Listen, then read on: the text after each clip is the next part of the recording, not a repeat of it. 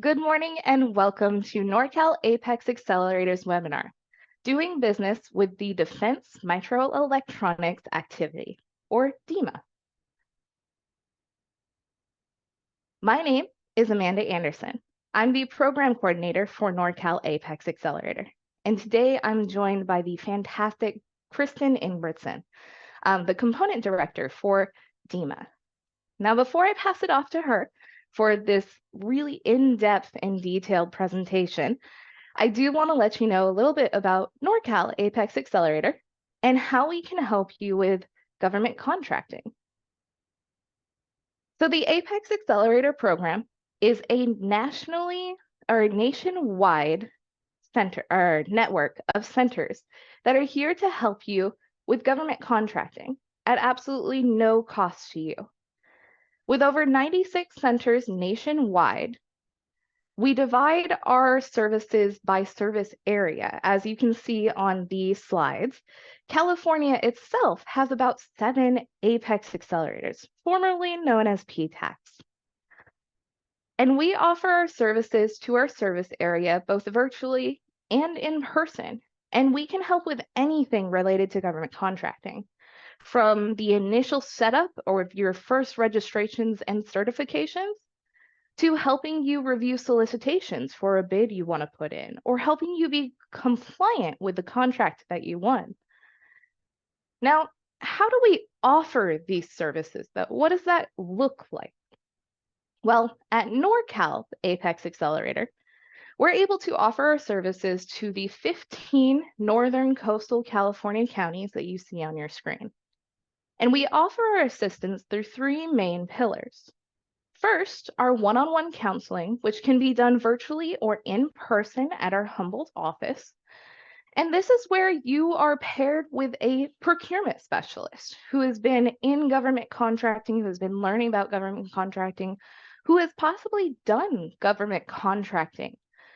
And you're paired with them to sit down one-on-one via Zoom or in person, depending on your location. And they can help you with any hiccups or hurdles or challenges you may be experiencing with your government contracting journey. We see a lot of folks who have a really tricky SAM registration or renewal, and we help folks with certification applications and making sure to keep on that and follow up to get that certification.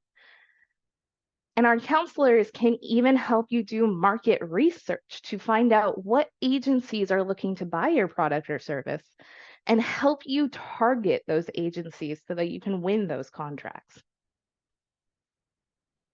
Now, in addition to our one-on-one counseling, almost hand in hand, is our second pillar of service, which is our custom bid matching. Now, this is a fantastic software that our program actually pays for, and we're able to offer to our clients at absolutely no cost. Remember, APEX accelerators will never charge you for our services. So this custom bid matching is a software that allows you to sit down with your counselor and develop criteria based on the industry you're in, maybe the products you sell or the services you offer, maybe a location or geographic area that you can perform work in. Your counselor will help you set down criteria that they'll put into this software. And what this software does is it uses that criteria that you decided is like, okay, this is what's relevant for me, my business, and my products or services.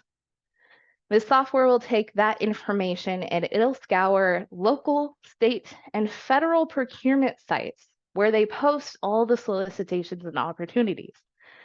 And it'll send you directly to your inbox relevant opportunities based on that criteria you set down, which takes a lot of the work out of finding these opportunities, because that can take a lot of time, especially at the local level where each county or agency may have their own page where they post their own solicitations. So it's an absolutely fantastic service that our clients can take advantage of. And our third pillar, one that anybody can take advantage of, and one you're actually taking advantage of right now, is our resources and training. We put on plenty of webinars throughout the year that are available and open to anyone, no matter if you're in our service area or on the East Coast or in Hawaii or Alaska. You're welcome to register and join any of our virtual events and even our in-person events if you would like to travel. But on top of that, all of our webinar recordings, as well as many, many other resource links and very helpful tools are available on our website as well. We maintain our website and keep it as updated as possible to make sure that it's a resource for you for up-to-date government contracting knowledge and resources, from information about your DBE certification or how to get your DBE certification. Or maybe you're in the beginning stages and you're wondering how to develop your capability statement. We have a ton of resources on our website, and I highly recommend checking it out. Because again, this one, you don't have to be in our service area. You don't have to be a client. These are free resources for you to use at your leisure. But if you are looking to get into that more one-on-one assistance, you can go ahead and sign up with us at the link you see on your screen. Or if you are not within our service area, remember we're a nationwide network, and you can sign up and find your local APEX Accelerator at that aptac-us.org link.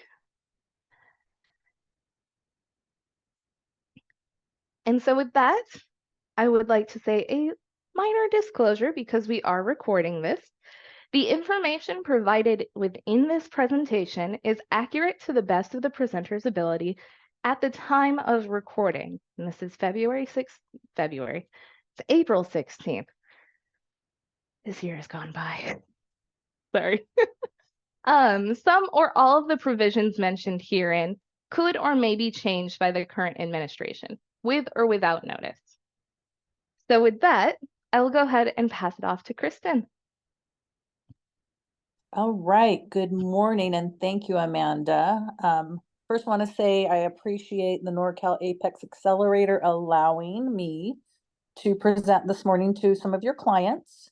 As Amanda mentioned, I'm Kristen Ingebretson. I work for the Defense Microelectronics activity, and we actually don't sound out our acronym like a lot of agencies. We are DMEA.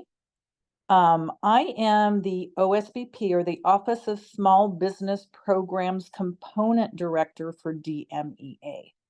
And I am the small business office. It's me, and I actually have another person, Tian Dang, who is our acting SBIR program manager that helps me out with that part of the small business office. Next slide, please. All right, so a little overview here. Who are we? DMEA, very unique DoD component or activity. We are a federal federal research and development, or R&D laboratory facility. We're actually located, if you're familiar with the Sacramento area, we're located on the backside of the old McClellan Air Force Base. Building's been there since 1997. Even though they shut down the base, we're still there and occupy that space. We are the Deputy Secretary of Defense of the DoD. We're their Center for Microelectronics Technology Acquisition, Transformation, and Support. And so DMEA's mission is pretty simple. It's to deliver microelectronic solutions to meet the needs of the DoD. And the way we do that is we actually don't contract a lot of this out. We do have big contracts with some of the major defense primes, but we have in-house engineers, electronics engineers, that provide critical products, services, and expertise to support defense operations and deliver weapon systems readiness. And I'm reading this because I am not a technical person. I am not one of those brainiac engineers that work at DMEA. I am their small business person. And so I have to read a lot of this real technical stuff verbatim so that you get the picture, because I'm sure some of you on that end understand exactly what I'm saying. but yeah, I'm going to have to read some of these verbatim, others that I'm familiar with, not so much. So our folks ensure sustainment of legacy capabilities to offer cost-effective alternatives, I think it should be, throughout the service life of a wide range of weapons systems. Okay, so that's a big mouthful. So basically, our folks, our engineers, take research from our lab. We have a lab and a fab and a foundry, insert it into the field, into the hands of the war fighter. Windows of opportunity, they open really fast and close really fast. So that allows our DMEA folks to create and build microelectronics to meet those ever-changing and quick open and closing timelines in support again of the warfighter. Next slide, please. And I'll encourage you to, since I'm not super technical, go to our website, new and improved as of, I would say, a couple months ago. I'll provide you with the link. And, if you're a real techie person and understand the microelectronics industry, the semiconductor industry, then I think you'll find it pretty fascinating. Okay, repeat of our mission there. I'm not going to read it again. My office, the small business office, my mission aligns with DMEA's as it should, and it's indirect support of the Department of Defense needs by advocating for small businesses, you all, that contribute to national security and economic power to our nation in the area of microelectronics. The DMEA vision, which I have not covered yet, it's to be the trusted technical source for microelectronic solutions within the DoD. And again, my office's vision aligns with that by maximizing small business opportunities through innovation and advanced technology microelectronic solutions. And there's that link to the website. And before I sent it to Amanda yesterday, I went back through and made sure they were all hyperlinked because they weren't before because I was having an issue. So those should be hyperlinked. If not, go ahead, cut and paste. And please go to our website to learn more about DMEA. You'll find it, I find it very fascinating, even though I don't understand half of it. I encourage you to visit. Next slide, please. Okay, and when you go to our website too, you can find out about our strategic goals. I won't read through all of these, but we'll keep the slide up for a minute. Our strategic goals represent focus areas that align with our customers' needs, with organizational capabilities to shape actions and resourcing decisions through the DoD microelectronics enterprise. So they're all in support of our customers. Many of those are the different military services. We support them, with microelectronics. And there's the link on the bottom if you want to go see our whole strategic plan and our goals. All right, next slide. Okay, here's the good stuff. Don't have to really read this one. Okay, so what do we buy? We buy everything that supports our mission, the microelectronics mission, but we're in a facility, so we need things that support our facility as well. IT is one of those things. Facility support, you can see on the bottom there, includes the landscape maintenance, etc. That contract was just awarded at the 11th hour, end of the fiscal year 2023. If you're familiar with fiscal years, the fiscal year ends on September 30th of each year and begins on October 1st of each year. So they slid that one in, that contract in right at the last minute. And that is a 5-year IDIQ. So that one won't renew until 2028. You see some of the other things that we buy, R&D, of course, and a lot of that's done through our SBIR sitter program, which I will go over later on in my presentation. Engineering and other technical consulting services, of course, semiconductor and electronics related devices, the software through our IT. We support, we have 200 folks, about 200 folks that work, most of them remotely now, but some on site still. The engineers have to be there because they're doing the hands-on work, in the labs. But we need things like laptops, desktops, etc. And we just did a refresh of those recently, but we're always needing new ones, obviously. So that's another thing we procure. We procure stuff that goes into our lab, test equipment, that kind of stuff. And this will be later on in the presentation, but if you'd like a copy of our forecast, send me an email and I will make sure you get a copy of that. Next slide, please. All right, so there's our top 10 NAICS codes. And what that represents there is a ranking from 1 to 10 based on the total contract value. As you can see, a lot of our number one NAICS code total contract value up in the billions is for engineering services. And that is mostly through our ATSP contract to all the large primes I mentioned earlier, and I'll cover that briefly later on. I'll spell the acronym out when we get there.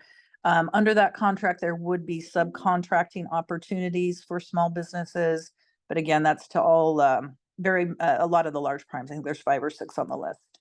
So I'll just let you read down that list, and by all means, the 1 through 10 is not the only NAICS codes we procure under. You can see a list down at the bottom, and we're continually procuring under different NAICS codes, just depending on our needs, what our requirements are.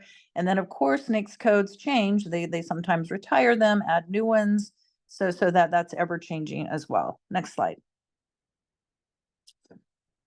All right, so small business contracting goals.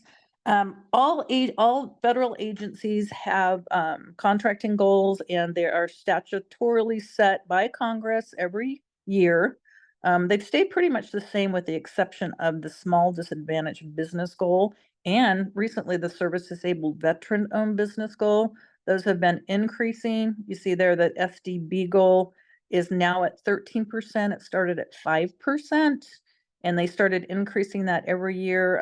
I think 2022 is the first year they increased it, and it will max out next year at 15%. SDV OSB, or the Service Disabled Veteran Owned Small Business, that was 3%, and now it's up to 5%. So these are set and followed in accordance with FAR, Federal Acquisition Regulation 19.201.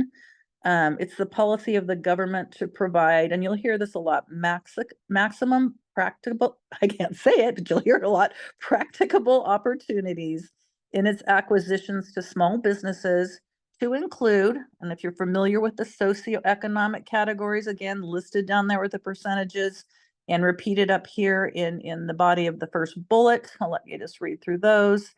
Again, we're providing opportunities, prime contracting opportunities to all those groups and small businesses, as well as subcontracting opportunities.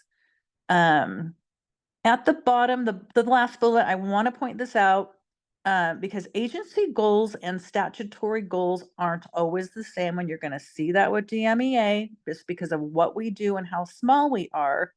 Our mission is so unique that we do have to award contracts to, again, those large businesses, so that skews our numbers. And so we work with the DoD at the headquarters level, and we negotiate our goals with them. They must meet those other statutory goals you see, but each of their components and agencies under the DoD may have a different goal. So I just wanted to point that out because you're going to see a slide and you'll go, whoa, yours are low. And they are compared to those, but it's just the nature of what we do. Next slide. Oh, and there's that slide. Whoa, ours are low. So you can see us compared to DoD, right? We're small beans, if you will. We do have a $1 billion budget. However, compared to the DoD as a whole, it's quite small. And then we've got that huge ATSP4 contract, which I promise I'll talk about, that really skews our numbers. I am proud to say that last year, and I've been working for DMEA for the last couple of years. I started 2022, right at the beginning of the calendar year. So you'll see what our goals that we negotiated were in that middle column at the bottom, and then what our achievement was. So 2023, we did not achieve our overall small business goal, and that is because we had what's called the de-obligation. We had to terminate a contract for convenience, and it was to an SDB, and so it took away from the overall SDB number and our overall small business otherwise we would have blown it out of the park, like 2.9%, I want to say, so we would have exceeded it. but we did exceed our internal goals, for WSB, SDVOSB, and HubZone. HubZone, we hadn't met that goal since 2018, I want to say. So, kudos to the contracting team and me, a small business person, for exceeding those internal goals. And for 2024, you can see we've increased our overall small business goal to 2.85. Our SDB goal, however, is quite a bit lower. So we're hoping to achieve those. We're on the right track right now. Yeah, I'll report those out at the end of the fiscal year. Next slide, please. All right, so starting with DMEA FY24 opportunities, we are like all other agencies, all other federal agencies, and we post our opportunities on sam.gov. Again, I mentioned I have a copy of our forecast. We don't post it on our website. We kind of keep it close to the cuff, if you will. So if you want a copy of that, just send me an email. You'll see my email address on the last slide. And I will get you a copy of that. Subcontracting opportunities, there you see that ATSP, Advanced Technology Support Program. We're in, it says 4, but we're in the 5th iteration because you always have, the base, and so that would count as the first. It is a full and open IDIQ, indefinite delivery, indefinite quantity contract. And you can see the prime contractors down there, and that, let's see, 1, 2, 3, sub-bullet. So all the biggies, right? All the big federal defense, rather, contractors is who that has been awarded to. It's actually renewing in 2026. Therefore, our contracting shop, the ATSP program, I've already started working on that. Just because it's so big, they need to give themselves ample time to get that ready to roll out for recompete in 2026. We do have other potential subcontracting opportunities with DMEA prime contract holders, and I can get you a list if you're interested. Many of them are small businesses, and some are 8A, small businesses overall. I think we've got 3 or 4 that are 8A small business, and they're looking for subs that are similarly situated. Again, another hard word for me to say. And that basically means looking for small businesses that have the same either small business what am I trying to say? Small business can't think right now. Anyway, socioeconomic or small business qualifications, certifications, that's the word I'm looking for. Oh my goodness. So that they can use their subcontractors' self-performance to help them achieve their contracting prime performance, which there's the breakdown from 50% down to 15%. Yeah, so if you want a list of those, reach out to me. And I can also, if you're interested in that ATSP4 and being a sub to those primes, they like me to funnel your information through them. And I will show you later on, or ask later on, that you send me your capability statement, and I would funnel those to them, and also internally in DMEA. Next slide, please. Okay, and this is showing it again. I hope these are hyperlinked. I think they are. Again, if you're interested in being a sub on the ATSP4 contract, you need to sign up as a supplier with the primes there, and that is a link to go do that. That would be your first, place to start, and then start marketing to them, and I can help you do that too. Next slide. All right, so we're going to get into the SBIR program. SBIR stands for Small Business Innovation Research, and STTR, Small Business Technology Transfer.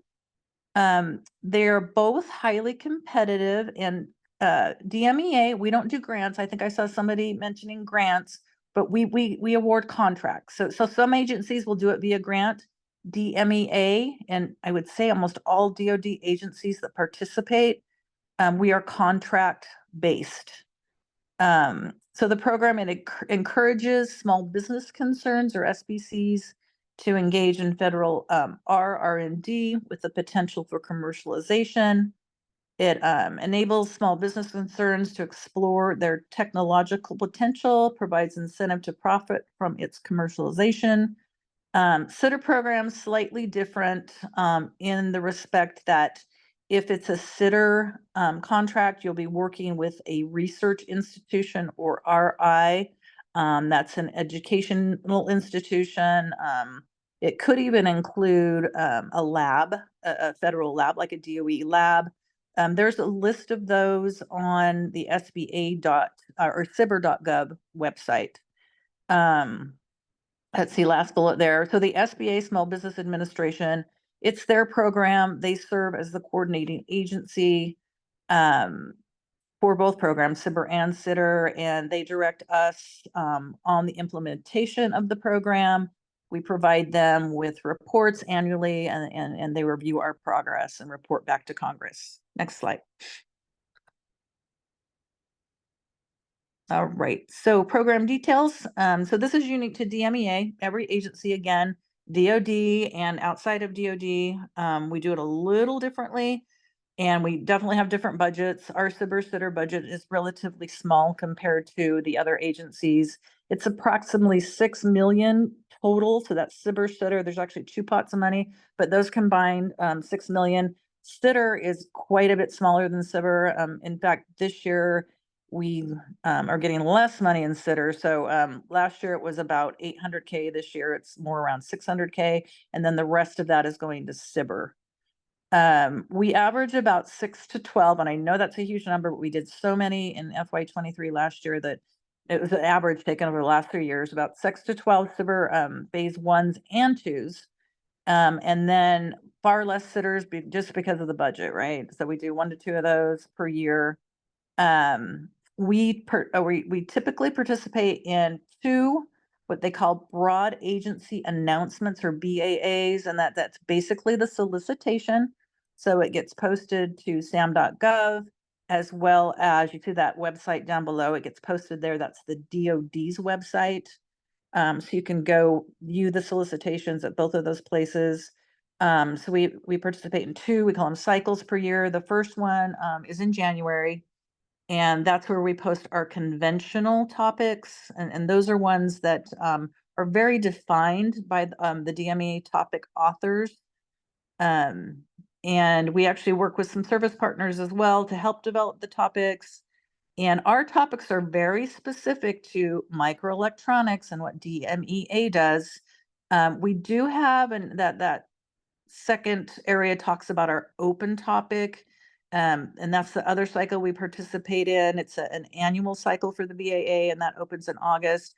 That one's a little more broad, but still, we kind of what we do define our topic authors make it so that it's something, a solution to a problem they're having that's going to help DMEA in the long run. So it has to align with our mission.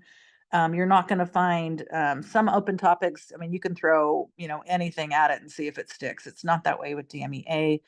Like I said, it defines a technological requirement, and we prioritize the topics with preference to those that lead to manufacturing opportunities at DMEA. Pretty much said that. And commercialization, and that means we want to see ultimately you get your product out, and it's outside of the SBIR program getting funded and getting picked up by us or others in the DoD or even private sector. So that's the ultimate goal of the program, and I'll talk about it a little bit more later. Let's see. So yeah, that's where you go if you want to look for current DMEA topics, which we just got done with the cycle, so you won't find any right now, but you can see past topics that we've done. And you can see other DoD agencies' current topics and current BAAs. Next slide, please. All right, so it's SBIR program. Is divided in. I just hit my head. It's divided into 3 phases. On the first slide here, you're seeing phase 1 and phase 2. Phase 1, the goal is a feasibility study, so it's basically a white paper, right? You're proving concept. For DMEA, we award contracts for phase 1 up to $200K for a conventional topic, and we divide everything in 2 for the open topic, $100K for the award. The conventional topic has a 6-month period of performance or POP, And then for the SBIR, again, half of that, 3-month for that. Phase 2, it takes that feasibility study and it furthers it into the development of a prototype. And for phase 2s, only phase 1 SBIR contractors can provide a phase 2 proposal. In fact, we're going through that right now for one of last year's cycles, the first cycle of the year, 23.1 we call it. So we're going through that right now for the phase 2s. There is another program I'll talk about on the next slide, direct to phase 2, that is a phase 2, but it actually acts very much like a phase 1, but different in the award amount and the POP and the proposal. Let's see, phase 2, the contract award for that for DMEA, and again, it's different for everybody. There is a max that SBA sets, but for us, it's 1.34 million. That one has a 24 or 2-year POP, and it's the same for SBIR and STTR, conventional and open topic. And again, final product is a prototype. Next slide. Okay, so other phase 2 programs, the top one I just spoke about, direct to phase 2, and that is for SBIR topics only. The goal of it is to attract firms with innovative solutions to participate in the SBIR program when that feasibility study has already been demonstrated outside of the SBIR program. So no SBIR dollars can be spent towards a phase 1. It has to be done on a small business's own dime, or they could maybe have a contract from another agency, private company, things of that nature. So done outside of the program, has to be proven, the feasibility study, the white paper. So we select a topic that actually our topic authors will do some research and say, hey, we've seen this feasibility study has been done outside of the SBIR program. So this idea or this problem we have here can go directly to a phase 2. And contract award, same amount as the regular phase 2. So that's the 1.34 mil and a 2-year POP. We also have a sequential phase 2. So if you have an initial phase 2, like I said, we're going through that process right now. If you have an initial phase 2 that looks like it's going down the right path, but you need a little bit more time or money to work on it, then you can request, so it'd be the contractor requesting from the agency a sequential phase 2 to continue work on the project. The amount, again, is the same as the original phase 2, so that's the 1.34 mil and a 24-month POP. And all that can be negotiated. It may be less time, maybe less money, but the max that we can put towards it is that 1.34 mil. Next slide. Okay, so phase 3, this is the ultimate goal of the SBIR STTR program, is to get these projects to a phase 3 to pursue commercialization. These are not funded. They're a regular sole source contract to the phase 1 and phase 2 contractor, and they are funded outside of SBIR STTR. So if there's something within DMEA, and we've had 4 of these since we participated in the program, so we don't get a lot of them to phase 3, unfortunately, but that is our goal. We will fund that with our own budget. So outside of the SBIR STTR program, or other agencies may fund it, or even the private sector can fund it. So that's a phase 3. It may involve, like I said, the ultimate goal is for follow-on production of contracts, but it could be, again, within the government or outside of the government. Next slide. Okay, just real quick little picture about what I was just talking about, so we don't need to spend a lot of time on that. Next slide.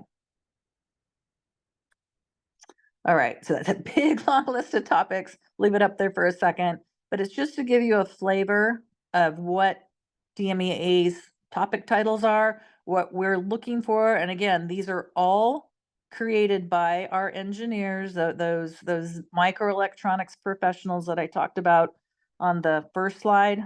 They're creating these topics because they're working in the lab, they're working in the fab, and they're seeing where the gaps are. So they're creating the topics.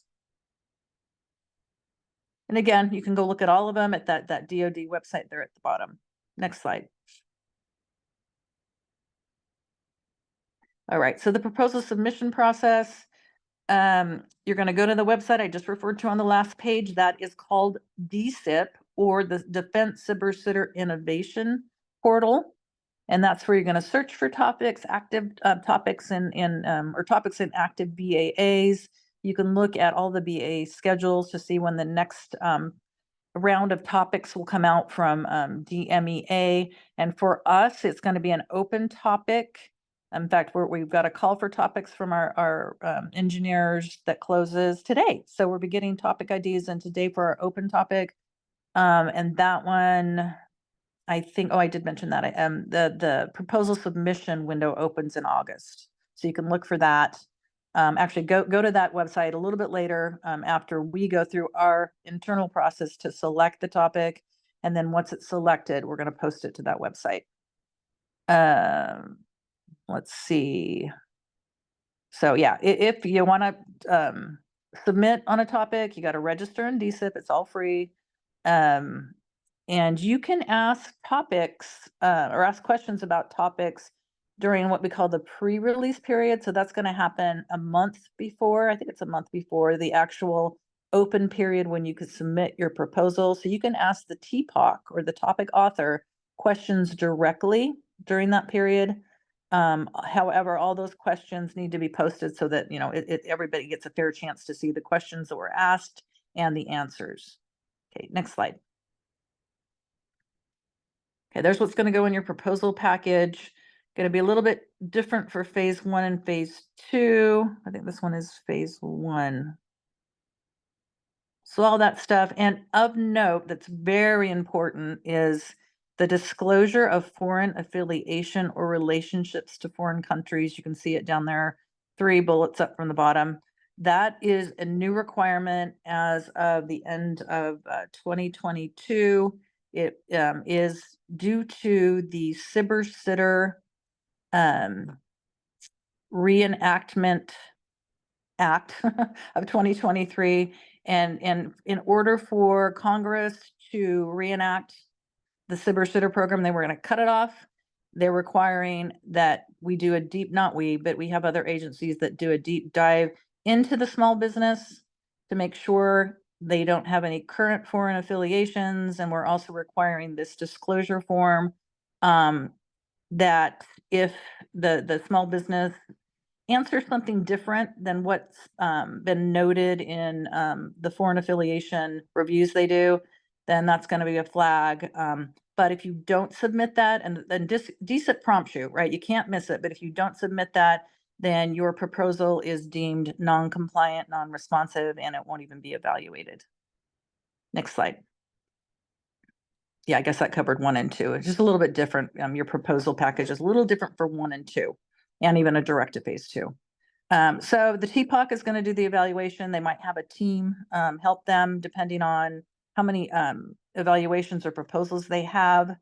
And they're going to evaluate in accordance with the BAA. So again, the BAA is your solicitation. You read that, front to cover, make sure that you're responding just as it asks. And then it's going to let you know how the agencies are evaluating your proposals. Oh, and that second bullet was what I was talking about. So it's called the SBIR Extension Act of 2022, which we didn't, get into. It was the end of 2022 until 2023. And each agency must perform a risk-based due diligence review to assess security risk as they relate to FOCI, and you can see what that means. So yeah, we're doing a look at everybody, and if we're coming up with risks, we internally have to mitigate those risks or decide if we're going to award to the company or not.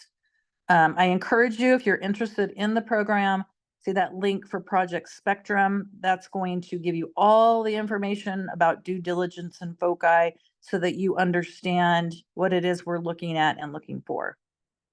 Selection, proposing firms, you're going to be notified, and this is a statutory requirement, 90 days after the proposal submission window closes. We must notify you within 90 days for phase 1 and phase 2, actually. Next slide. Okay, I'm going to shift gears. So that was our SBIR program. interested, you can always reach out to, actually, I prefer you reach out to our SBIR program manager, and you can find his contact information. I don't think I have it in here.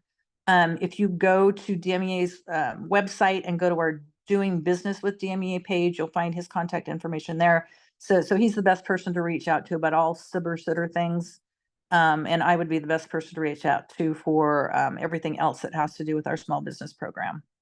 So this is going back to, and really this is how you would do business with almost every federal agency. We all have our little unique things that we like to see you do, and information we want to get from you. But for us and for everybody, do your homework. Okay, so find your target agencies. You can do that by looking at, I've got those websites listed. It says search for past DMEA awards. All those websites, you can go and do research by plugging in your NAICS code, some keywords, find out which agencies procure what you sell, right? Your services or your products. For DMEA, look at our website first, do some research there, look at our past contracts via those other web links there. You know, you can just put in DMEA, you'll find us, or the only one, very unique. We do have an organization code for using that. That's 9771.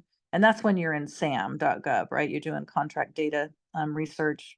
You can put in that, or really DMEA in the search window, and you'll find our past contracts. For current contracts, same thing. You can put in DMEA 9771 and find out what we have posted right now. Or source of thought. If you know what those are our contracting folks doing market research, really to see if they can set it aside for a small business. If they're not getting responses to those, guess what? Can't set it aside. So you need to respond to those sources sought notices. Again, I have an annual procurement forecast. If you would like that, please email me, and the email will be on the last slide. So you've done all this research, and this, specific to DMEA. If you think you're a good fit, and good fit, you've got some contracting experience, adequate cash flow, inventory, if it's a product you're supplying, working capital. For us, the bonding wouldn't come into play because we don't really do any construction. But if you can answer yes to all those things, then you're ready. You're ready to do business with us. Next slide. And so, and this is the formula for any agency. I suggest doing this first, the first bullet, right? You can go register in SAM first, but you're going to need your North American Industry Classification System codes. Those are your industry codes. So do your research first, go to census.gov, use the 2022 search block. They have older ones, but those are just for research, actually. So do the 2022. Those are all the current NAICS codes because they do change. Do some search, or do a search by putting it in keywords, industry terms, that kind of thing. Find your primary. The way the primary NAICS code is looked at is where you earn your most revenues. So that's going to be a primary, and then you can have secondary NAICS codes. So your primary may be engineering services, but you also do other things within your company that have different NAICS codes. But pick your primary, the one where you earn the most dollars and where you really want to go after government contracts. That should be your primary. Get that list, and then you're going to go register in sam.gov. SAM's going to assign you a unique entity ID, or UEI. They're also, after you've gone through, after your information's been in the system, you've hit submit, DLA actually is going to assign you a CAGE code, and I forget what CAGE stands for. It is an acronym, CAGE. So the system's doing checks against your business information. It has to get an exact match too, or you're going to get a letter saying, hey, we need more information from you for the CAGE code. So it can take some time. But if everything, in a perfect world, I think they're shooting out, complete registrations within a couple of weeks, but I could be wrong on that too. I haven't really dealt with that in a while. So once you're in SAM, all registered, you've got your UEI, your cage code. Oh, let me mention this too. When you're in SAM and you're doing your registration process, make sure you register in SBA's Dynamic Small Business Search. You have to do it in SAM. You'll get to a page, SBA supplemental page, I believe. On that page, you're going to click on SBA's link and it'll take you over to this Dynamic Small Business Search where you will enter in information specific to your company. A lot of it's pre-populated from SAM. It's a great place for you to advertise for free your company to not only federal agencies, but other agencies. Even the private sector uses it. But federal agencies use it all the time to find small businesses. So real important to get your information in there, get it optimized, I call it. Make sure you're filling every section in that you can. Keywords, there's a lot in there. Anyway, just a tip there that, make sure you're getting that information in there. Okay, so once you've got your SAM registration done, you've got your SBA profile updated in the Dynamic Small Business Search, then you're going to go to SBA's website and look at all their different socioeconomic certifications, because the SAM will identify you as a small business, but you still can self-certify for a few things in their SDB. You can still self-certify small disadvantaged business. But SBA has a lot of other socioeconomic certifications to include 8A, HubZone, Service Disabled, Veteran-Owned Small Business, which is new to them, and Woman-Owned Small Business, which also includes Economically Disadvantaged Woman-Owned Small Business. Those are all formal certifications with the SBA, but you have to qualify for them. So you got to look at the qualification, certification qualifications, and APEX are great at helping you determine if you're eligible for any of these. And, if you are, my suggestion is certify for everything. And if you're an SDB and you can go learn, SDB is actually, I missed 8A. So the 8A program is another socioeconomic program that are actually small disadvantaged businesses that are also, they are socially and economically disadvantaged, but you have to go through the formal process for that. SDB, you just have to make a self-determination if you meet the criteria, and you'll be checking a box in sam.gov. But that's super important to agencies because we don't have an 8A goal, we have an SDB goal. So if you check that box as SDB, we get to take the credit for that. In addition to, if we have 8A contracts, they are SDB as well. So those count towards SDB, but real important there. And I really want to foot stomp stress this because it check that box if you're eligible as an SDB. And again, APEX can help you define that because we need those brownie points. That's a really hard goal to exceed in. We miss it almost every year except for our internal goal. We're good at DMEA, but DOD miss it or get, really just kind of eke it in. So it's just super important there. If I can't stress anything else today, that's more important to us anyways, agency, is to make sure you check that SDB box. It's a self-certification if you qualify. Enough on that.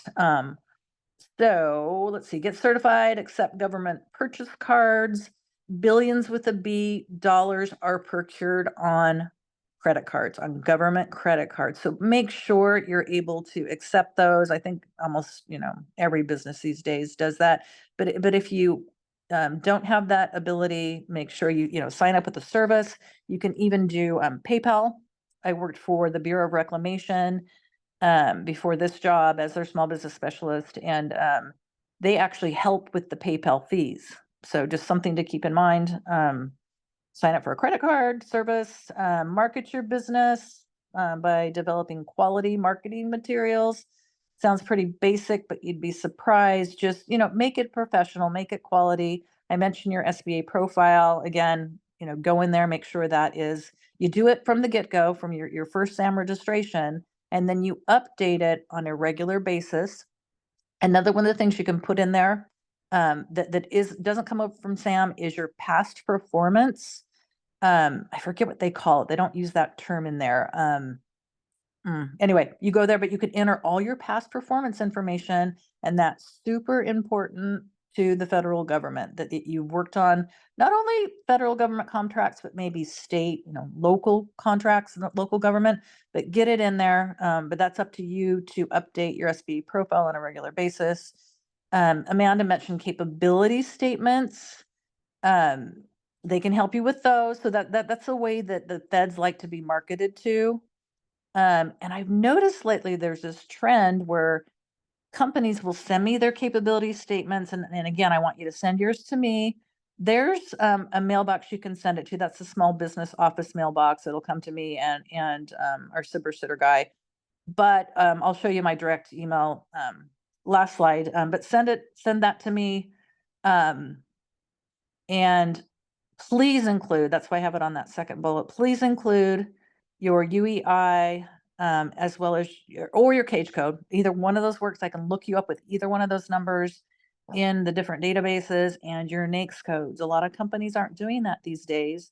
For me, the cage or the UEI are important. So again, I can do more research on your company.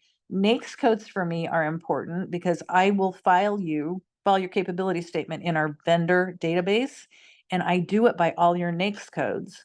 So if I don't have them on your capability statement, I have to take the extra time to go find you.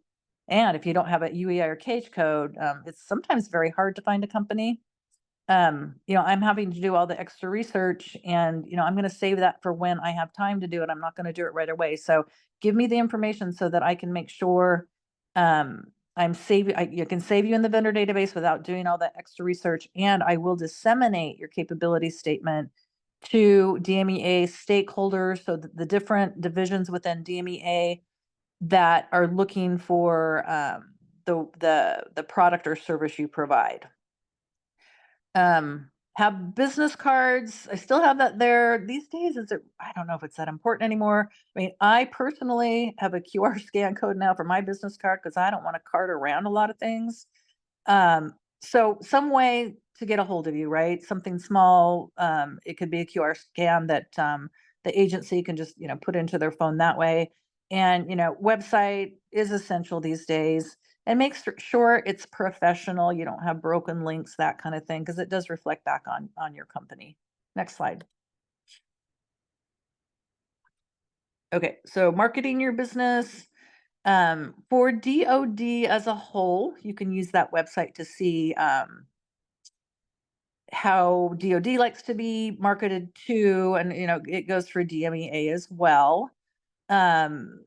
Other ways to market your business is to attend procurement related events. And that's the website for the DoD as a whole for our events calendar. But I would suggest for more local events, the PTAC, sorry, Amanda, the APEX Accelerator. If you didn't know, used to be called PTAC and changed a couple of years ago, but I worked for the SBA for years, and it's so hard to break, PTAC. But anyway, APEX Accelerators, they have their own calendars for local events.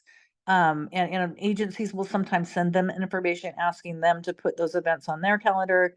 So locally, you can go to your APEX Accelerator, I think the SBA, your local SBA district office, they have a calendar for local events, as well as SBA has a lot of resource partners, Small Business Development Center, Women's Business Center. I think they have their own calendars. So anyway, just places to go and look at events calendars. That's for DoD as a whole, and those are going to probably more East Coast, honestly.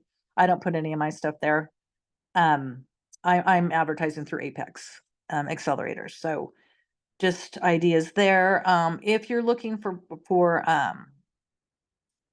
prime contracting opportunities, again, sam.gov. There's how you look up DMEA when you're in sam.gov. Again, respond to sources sought. Pre-solicitation notices too. Sometimes the contracting officer will ask for information from businesses, so respond to those as well. Give them exactly what they're asking for, nothing more, nothing less for both of those notices. And if you want to look for subcontracting opportunities, and subcontracting opportunities, subcontracting is might be your business plan. You might just want to be a subcontractor to a federal prime, which could be a large or a small business, because they're going to take the risk, not you. You're going to contract to them and they're taking the risk with the government. And that might be your bread and butter. You can make a lot of money subcontracting. And it actually helps you if you do want to move into a prime contracting role. It's going to help you get your foot in the door. So ways to market to primes is via SBA subnet. So there's the link there. You can also go to the prime contractors websites, and that whole slide I did about ATSP, the links to register as their suppliers. You would go to any of the primes, or even some of the small businesses might require that you register to be a supplier or vendor with them. Try to find events that they're going to be at and market yourself personally, face to face to them. And then my counterpart in the private sector, or the prime contractor sector, would be the SBLO, or the Small Business Liaison Officer. Sometimes they call themselves diversity manager. That's going to be who you were going to go market to. So you should be able to find them on that large prime's website. Next slide. Okay, we're almost wrapping it up. Small business resources, there are many to help you, and they don't cost a thing for the most part. There may be some that have to charge, a nominal fee for something, but those are all your free resources there.